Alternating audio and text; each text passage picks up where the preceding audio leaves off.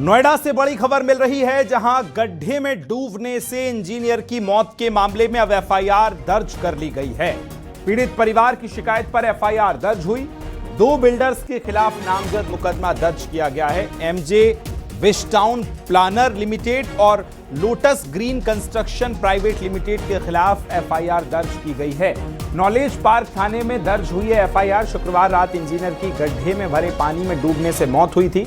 पिता राजकुमार मेहता की शिकायत पर एफआईआर दर्ज की गई है। 2 बिल्डर्स के खिलाफ ये पूरी एफआईआर दर्ज की गई है। बड़ी खबर हम आपको बता रहे हैं, गड्ढे में इंजीनियर्स की डूबने से मौत हो गई थी।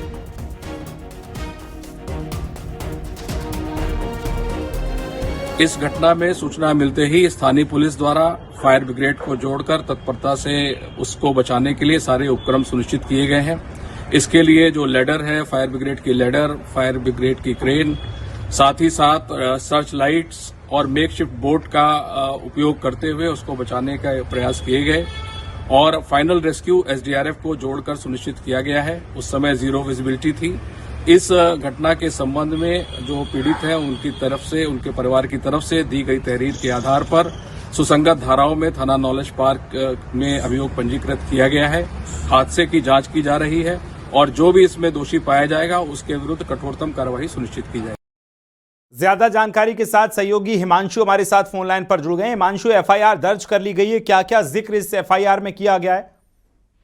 बिल्कुल विकास, देखिए आपको बता दें, सबसे जरूरी यह है कि जिस तरीके से बिल्डर की लापरवाही की बात लगातार की जा रही है, न्यूज 18 ने इसे प्रमुखता से उठाया था और अब जो बिल्डर्स हैं उनके खिलाफ मुकदमा दर्ज किया गया है, जिसमें एमजे विस्टाउन प्लानर लिमिटेड है और साथ ही Lotus Green Construction Private Limited, इन दोनों बिल्डर्स पर मुकदमा दर्ज किया गया है।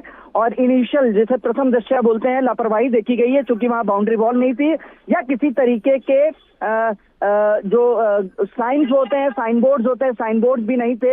इसके अलावा वहां पर रिफ्लेक्टर या कोई बैरिकेटिंग या कोई वॉल नहीं की गई थी, जिसके चलते 27 वर्षीय युवराज की दर्दनाक मौत हुई। करीब 2 घंटे तक वो अपनी जिंदगी की जंग लड़ता रहा कि बचाया जा सके, लेकिन तमाम प्रयासों के बाद भी उसको नहीं बचाया जा सका। और joint CP law and order ने भी जो गौतम बुद्ध नगर पुलिस कमिश्नरेट है उसने बयान जारी किया और स्पष्ट किया है कि दोषियों पर सख्त कार्रवाई की जाएगी। और जो पीड़ित परिवार है, राजकुमार मेहता यानी युवराज मृतक के पिता की तरफ से तहरीर दी गई थी और इसी तहरीर के आधार पर मुकदमा दर्ज किया गया है। साथ ही यह भी स्पष्ट किया गया है कि अन्य किसी भी विभाग की अगर लापरवाही मिलेगी तो उसके खिलाफ भी कार्रवाई की जाएगी। फिलहाल मुकदमा दर्ज कर लिया गया और गौतम बुद्ध नगर पुलिस के अधिकारी का कहना है कि जल्द ही इस पूरे प्रकरण में गिरफ्तारी भी सुनिश्चित की जाएगी। जी, जिन बिल्डर्स के खिलाफ मुकदमा हुआ है हिमांशु, उनकी तरफ से अभी कोई बयान सामने आया है?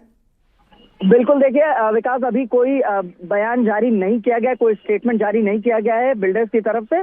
और इनिशियल, क्योंकि सबसे बड़ी लापरवाही यही देखने को मिली थी कि वहां पर कोई बाउंड्री वॉल, कोई ग्लो साइन बोर्ड नहीं थे, लिहाजा बिल्डर्स को दोषी मानते हुए उनके खिलाफ कार्रवाई की है। बिल्कुल हिमांशु, ये वैसा ही था जैसे हादसों को आमंत्रित किया जाता है कि कोई ना तो साइन बोर्ड सड़क पे नजर आए। नजर बना के रखिएगा हिमांशु। फिलहाल बहुत शुक्रिया जानकारी के लिए।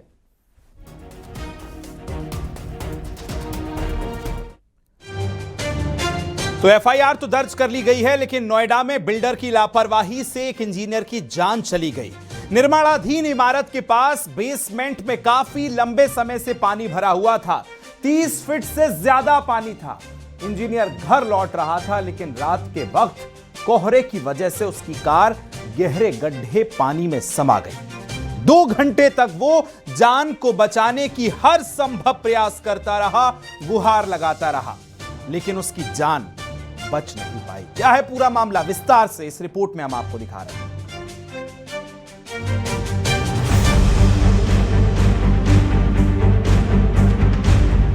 नोएडा में इंजीनियर के साथ हादसा, बिल्डर की बड़ी लापरवाही। पापा मैं डूब रहा हूं, बचा लो। तड़प तड़प कर हो गई मौत।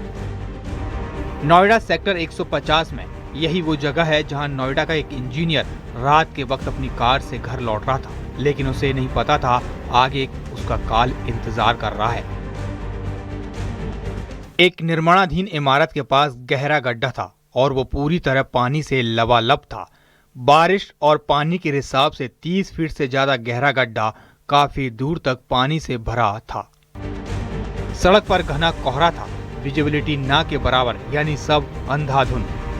27 साल के युवराज की कार अचानक सड़क किनारे नाले की दीवार से टकरा गई। इसके बाद तो उससे संभलने का मौका भी नहीं मिला।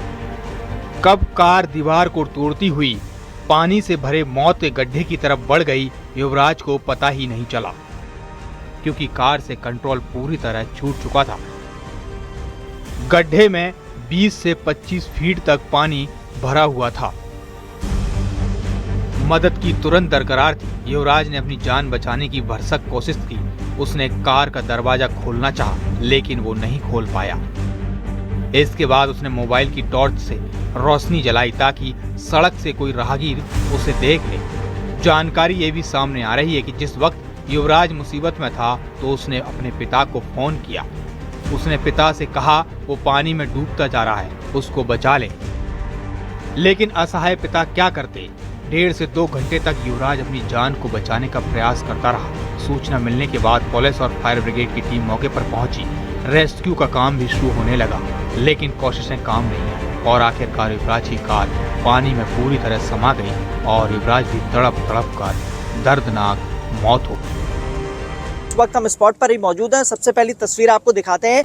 दरअसल में कल देर रात चूंकि विजिबिलिटी बेहद कम थी, लिहाजा एक तेज रफ्तार कार सीधे नाले में जा गिरी और उसके बाद नाले की दीवार को तोड़ते हुए वो आगे तालाब की तरफ बढ़ गई। आपको बता दें कि ये जो तालाब आप देख पा रहे हैं, ये बताया जा रहा है करीब 20 से 25 फीट गहरा है और एक कंस्ट्रक्शन साइट है। इसके अलावा आप देखेंगे कि जो कार है, चूंकि ये नाले की जो बाउंड्री है, इसको लेकर लगातार रेजिडेंट्स भी मांग उठा रहे थे कि यहाँ पर ना तो कोई रिफ्लेक्टर लगा हुआ है, ना ही कोई बाउंड्री वॉल है और अंत में एक युवक को अपनी जान गंवानी पड़ी है। और आप देखेंगे कि नाला जो बना हुआ है, इसको क्रॉस करते हुए गाड़ी चली गई। हालांकि 2 से 2.5 घंटे तक रेस्क्यू ऑपरेशन चलाया गया, जिसमें एनडीआरएफ, एसडीआरएफ और पुलिस बल तमाम लोग मौजूद थे, लेकिन युवक की जान नहीं बचाई जा सकी।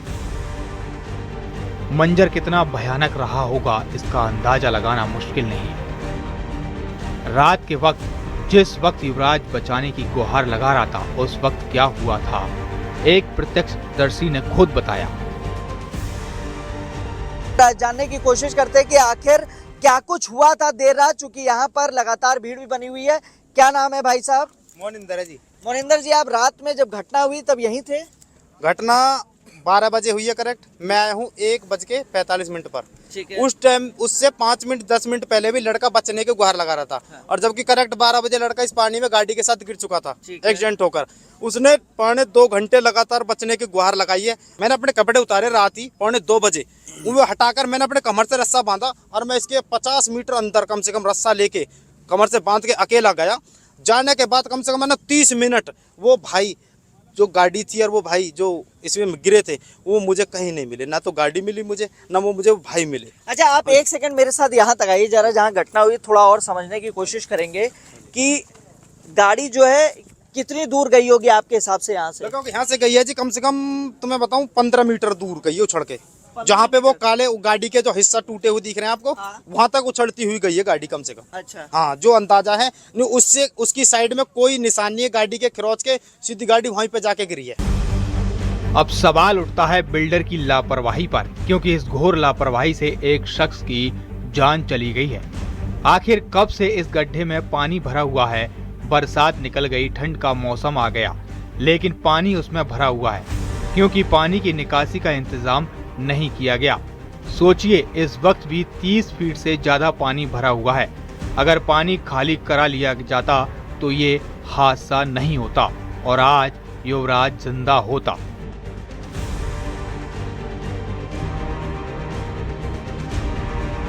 रेस्क्यू टीम को कार तक पहुंचने में काफी मशक्कत करनी पड़ी। गोताखोरों की मदद से युवराज की बॉडी को निकाला गया, उसे अस्पताल ले जाया गया, लेकिन डॉक्टरों ने उसे मृत घोषित कर दिया। नॉलेज पार्क थाना क्षेत्र की घटना बताई जा रही है। युवराज सेक्टर 150 की एक सोसाइटी में रहता था। वो एक गुड़गांव की कंपनी में सॉफ्टवेयर इंजीनियर के तौर पर काम कर रहा था। अचानक उनकी इस तरह मौत से परिवार को तोड़ कर रख दिया है।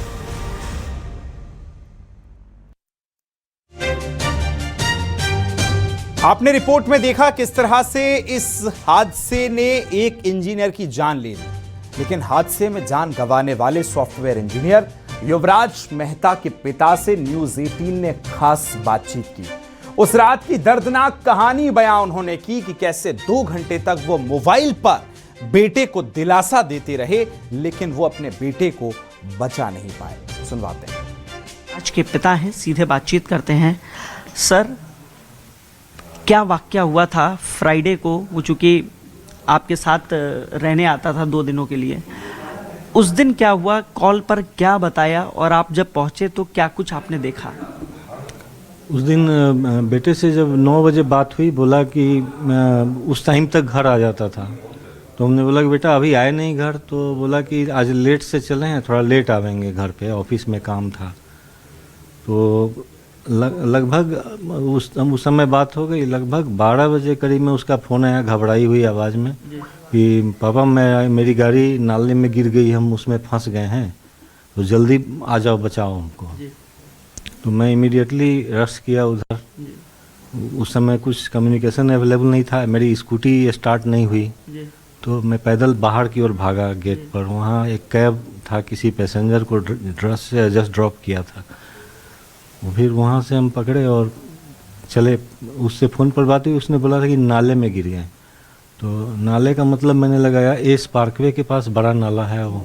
मैं वहाँ पहुँच गया, वहाँ वो नहीं दिखा, तो फिर मैंने फ़ोन किया, बोला कि नहीं, सोसाइटी के पास वाला जो नाला है उसमें। तो उतना फिर वापस आने में मुझे करीब 40 मिनट लगा। फॉग के कारण गाड़ी नहीं मिल रही थी। एक गाड़ी मिली तो बहुत धीमी रफ्तार में वहाँ तक पहुँचाए स्पॉट तक।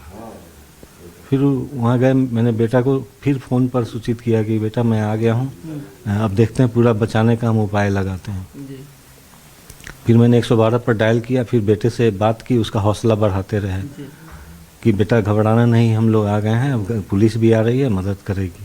यही सड़क के एक तरफ आप थे और सामने दूसरी तरफ बेटा था? एक नहीं, उसी साइड में, मैं नाले के इधर था, वो नाले के उस पार दूर कहीं से आवाज़। हम बोले बेटे कहाँ हो? तो उसने मोबाइल का टॉर्च ऑन किया और दिखाया कि कहाँ पर। कितना दूर होगा? वो कुहासे में कुछ भी स्पष्ट नज़र नहीं आ रहा था, केवल उसका लाइट का एक हल्का किरण नज़र आ रहा था बस। तो पता नहीं चला था कितनी दूरी पर है। फिर बोला कि पापा हम गाड़ी पर लेटे हुए हैं। इसका मतलब वो बैलेंस बैठने से बिगड़ रहा था, तो वो लेट गया था, गाड़ी के ऊपर आ गया था, गाड़ी के अंदर से ऊपर आ गया था और स्ट्रगल कर रहा था, किसी तरह बैलेंस बना के बचने का उपाय कर रहा था। कुछ देर के बाद जब फ़ोन किया तो बोला कि पापा जल्दी बचाओ, ये गाड़ी अब डूब रही धीरे धीरे, वो मतलब अब लोअर लेवल में जा रही थी। In the meantime police आई, तो इन लोगों ने फायर ब्रिगेड को इन्फॉर्म किया, एनडीआरएफ और एसडीआरएफ को इन्फॉर्म किया। फायर ब्रिगेड आई, लेकिन उनके पास संसाधन उपलब्ध नहीं था। केवल रस्सी के सहारे वो लोग रस्सी फेंके, लेकिन वहाँ तक पहुँच नहीं पाया विक्टिम तक। फिर मैंने पूछा कि आपके पास कोई स्विमर नहीं है जो स्विम करते हुए वहाँ तक जाए या बोट लेकर वहाँ तक जाए, जान बचे?